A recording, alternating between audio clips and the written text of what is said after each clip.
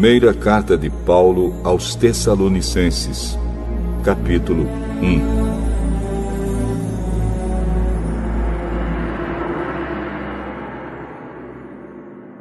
Eu, Paulo, e Silas e Timóteo, escrevemos esta carta aos irmãos da igreja da cidade de Tessalônica, a vocês que estão unidos com Deus, o Pai, e com o Senhor Jesus Cristo. Que a graça e a paz estejam com vocês. Nas nossas orações, sempre damos graças a Deus por todos vocês, e nunca deixamos de pedir em favor de vocês. Pois lembramos, na presença do nosso Deus e Pai, como vocês puseram em prática a sua fé, como o amor de vocês os fez trabalhar tanto, e como é firme a esperança que vocês têm no nosso Senhor Jesus Cristo. Irmãos, sabemos que Deus os ama e os escolheu para serem dele. Pois temos anunciado o Evangelho a vocês, não somente com palavras, mas também com poder, com o Espírito Santo. E com a certeza de que esta mensagem é a verdade. Vocês sabem de que maneira nos comportamos no meio de vocês, para o próprio bem de vocês.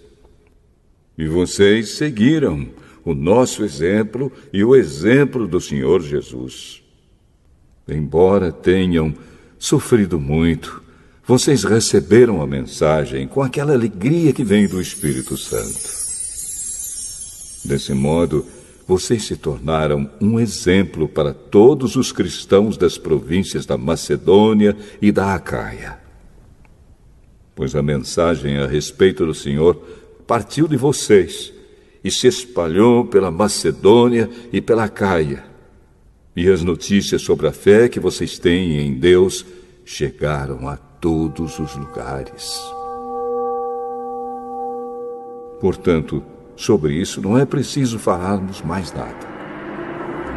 Todas as pessoas desses lugares falam da nossa visita a vocês e contam como nos receberam bem e como vocês deixaram os ídolos para seguir e servir ao Deus vivo e verdadeiro. Elas contam também como vocês estão esperando que Jesus, o Filho de Deus, a quem Deus ressuscitou, volte do céu. Esse Jesus que nos salva do castigo divino que está para vir.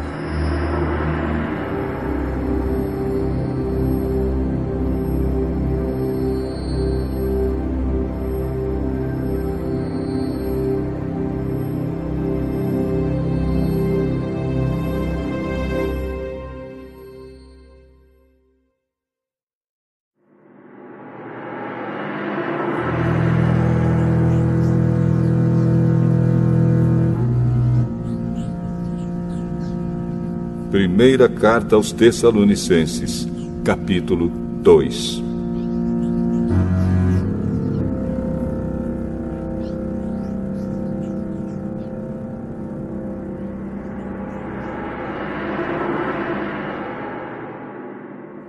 Vocês sabem muito bem, irmãos, que a nossa visita não ficou sem proveito. Sabem também como fomos maltratados e insultados na cidade de Filipos, antes de chegarmos aí em Tessalônica. Fomos muito combatidos, mas o nosso Deus nos deu coragem para anunciar a vocês a boa notícia que vem dele. Aquilo que anunciamos a vocês não se baseia em erros ou em má intenção, e também não tentamos enganar ninguém.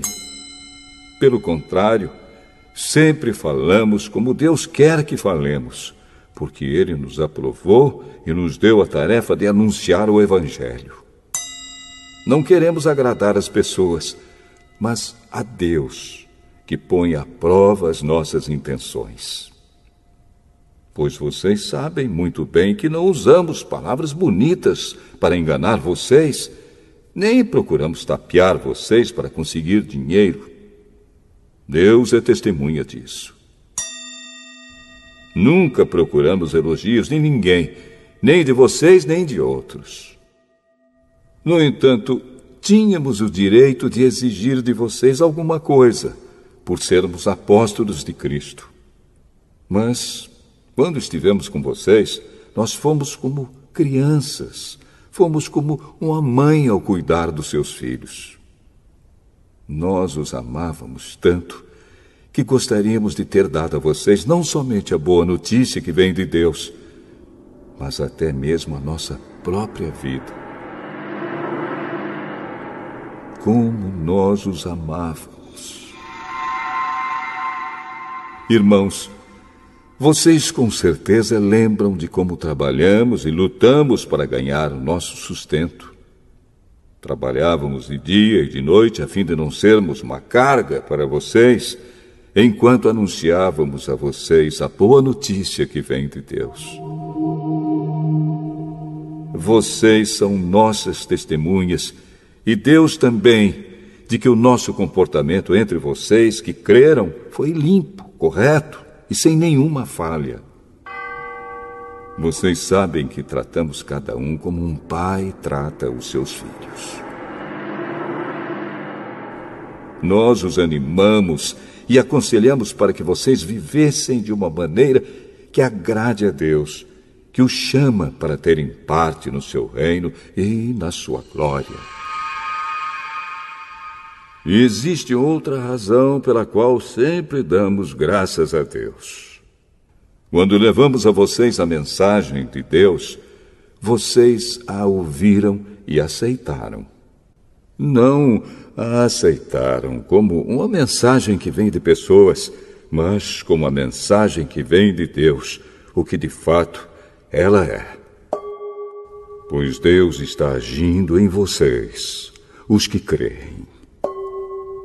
Meus irmãos, o que aconteceu com vocês já havia acontecido também com as igrejas de Deus na Judéia, com o povo dali que pertence a Cristo Jesus. Vocês foram perseguidos pelos seus próprios patrícios, do mesmo modo que os cristãos da Judéia foram perseguidos pelos judeus. Foram os judeus que mataram o Senhor Jesus e os profetas e também nos perseguiram. Eles desagradam a Deus e são inimigos de todos. Tentam até nos impedir de anunciarmos a mensagem de salvação aos não-judeus. Com isso, eles completam o total dos pecados que eles têm cometido. Mas agora o castigo de Deus caiu finalmente sobre eles. Irmãos, nós tivemos de nos separar de vocês por algum tempo. Estamos longe dos olhos, mas perto do coração. Sentimos muitas saudades de vocês e gostaríamos de vê-los outra vez. Por isso quisemos ir até aí e fazer uma visita a vocês. Pelo menos eu, Paulo, quis fazer isso mais uma vez, mas Satanás não nos deixou. Afinal, quando nosso Senhor Jesus vier, vocês e ninguém mais são de modo todo especial a nossa esperança, a nossa alegria e o nosso motivo de satisfação diante dele pela nossa vitória. Sim, vocês são o nosso orgulho e a nossa alegria.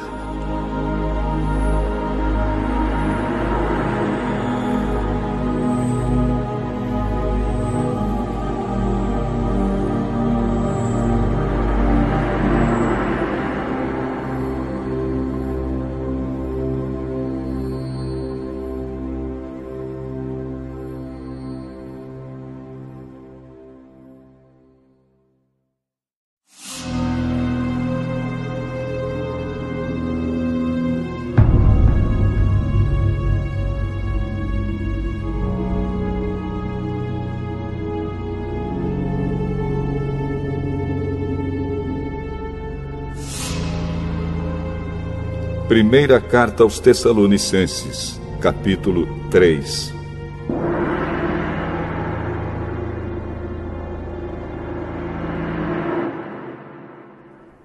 Então não pudemos aguentar mais sem ter notícias de vocês. Por isso, Silas e eu resolvemos ficar sozinhos em Atenas e enviar a vocês o nosso irmão Timóteo. Ele tem trabalhado conosco no serviço de Deus, anunciando o Evangelho de Cristo.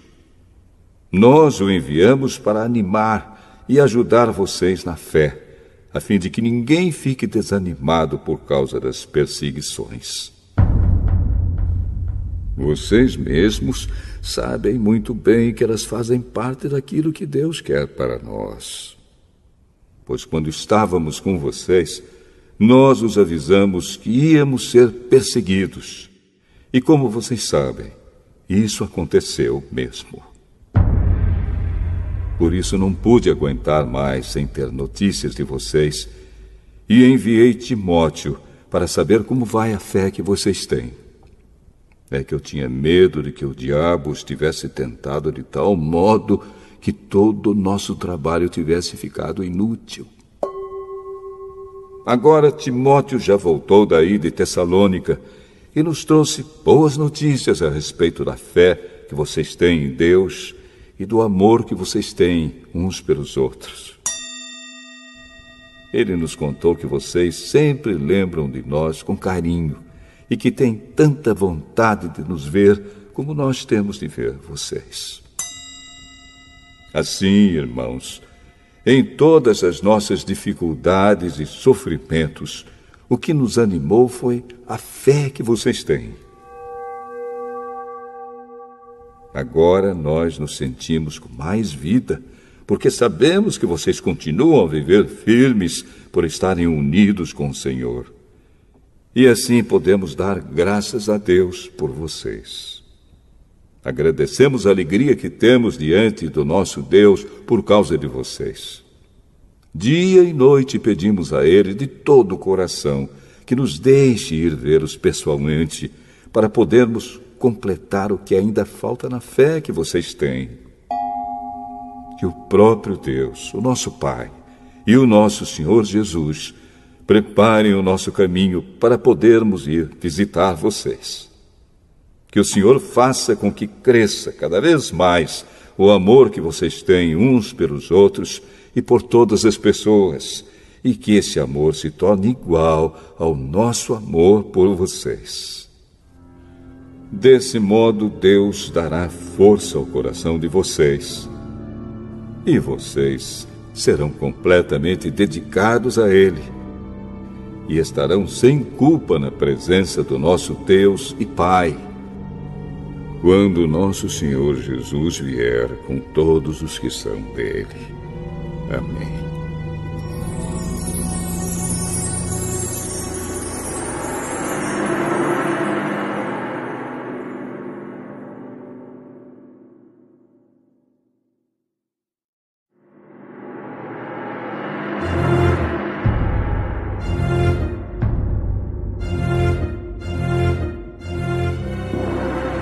Primeira carta aos Tessalonicenses, capítulo 4.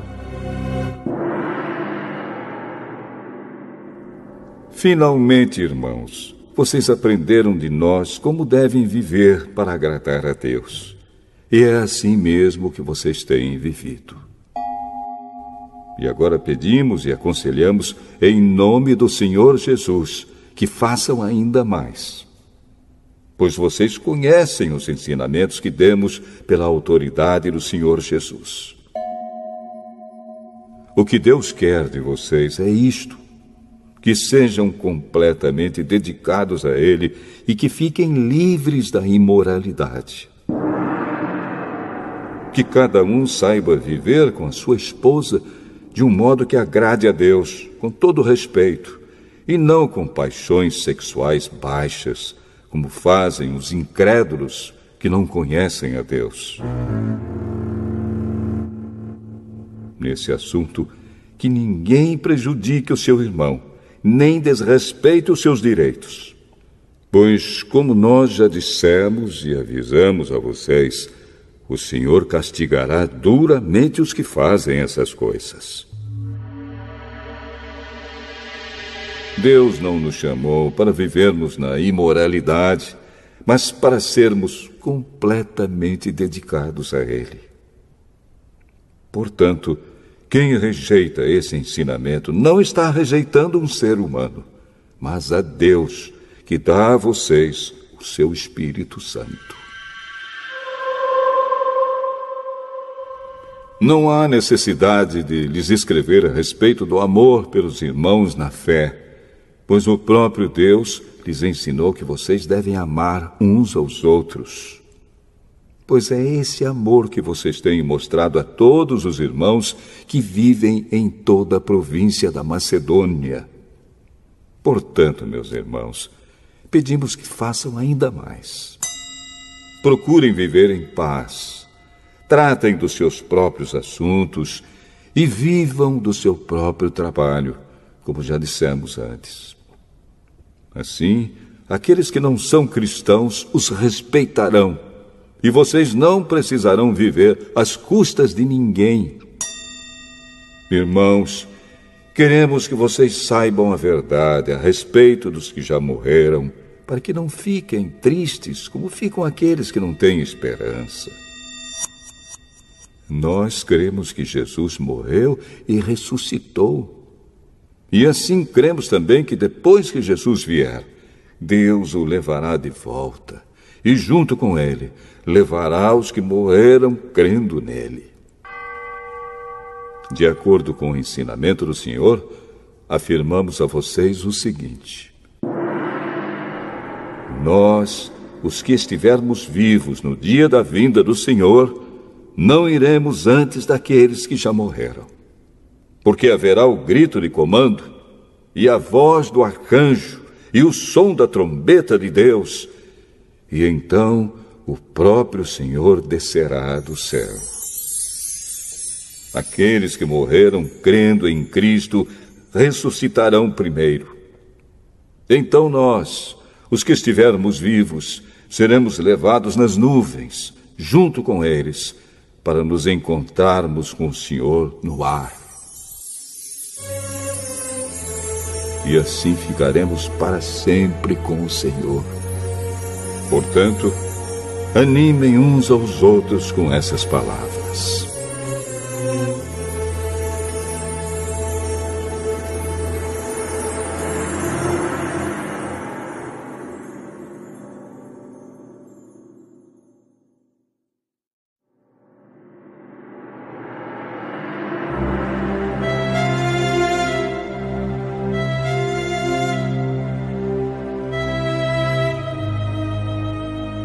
Primeira Carta aos Tessalonicenses, capítulo 5.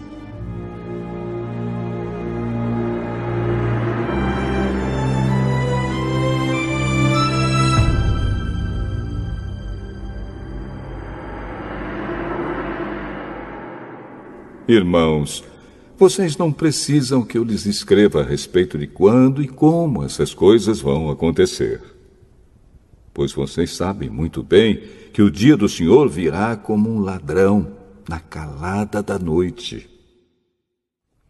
Quando as pessoas começarem a dizer, tudo está calmo e seguro, então é que, de repente, a destruição cairá sobre elas. As pessoas não poderão escapar, pois será como uma mulher que está sentindo as dores de parto. Mas vocês, irmãos, não estão na escuridão, e o dia do Senhor não deverá pegá-los como um ladrão que ataca de surpresa. Todos vocês são da luz e do dia. Nós não somos da noite nem da escuridão. Por isso não vamos ficar dormindo como os outros, mas vamos estar acordados e em nosso perfeito juízo. Os que dormem, dormem de noite, e os que bebem, é de noite que ficam bêbados. Mas nós que somos do dia, devemos estar em nosso perfeito juízo. Nós devemos usar a fé e o amor como couraça, e a nossa esperança de salvação como capacete. Deus não nos escolheu para sofrermos o castigo da sua ira, mas para nos dar a salvação por meio do nosso Senhor Jesus Cristo, que morreu por nós para podermos viver com Ele, tanto se estivermos vivos, como se estivermos mortos quando Ele vier. Portanto, animem e ajudem uns aos outros, como vocês têm feito até agora.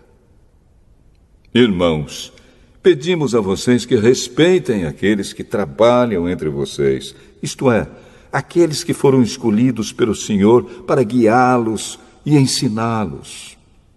Tratem essas pessoas com maior respeito e amor, por causa do trabalho que fazem, e vivam em paz uns com os outros.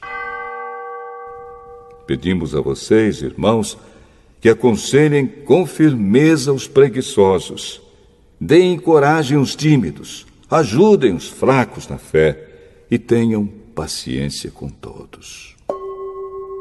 Tomem cuidado para que ninguém pague o mal com o mal. Pelo contrário, procurem em todas as ocasiões fazer o bem uns aos outros e também aos que não são irmãos na fé. Estejam sempre alegres, orem sempre e sejam agradecidos a Deus em todas as ocasiões. Isso é o que Deus quer de vocês por estarem unidos com Cristo Jesus. Não atrapalhem a ação do Espírito Santo. Não desprezem as profecias. Examinem tudo. Fiquem com o que é bom e evitem todo tipo de mal. Que Deus, que nos dá a paz, faça com que vocês sejam completamente dedicados a Ele. E que Ele conserve o espírito, a alma e o corpo de vocês livres de toda mancha, para o dia em que vier o nosso Senhor Jesus Cristo. Aquele que o chama é fiel e fará isso. Irmãos, lembrem de nós nas suas orações. Cumprimentem todos os cristãos com um beijo de irmão. Peço com insistência, pela autoridade do Senhor, que esta carta seja lida para todos os irmãos. Que a graça do nosso Senhor Jesus Cristo esteja com vocês.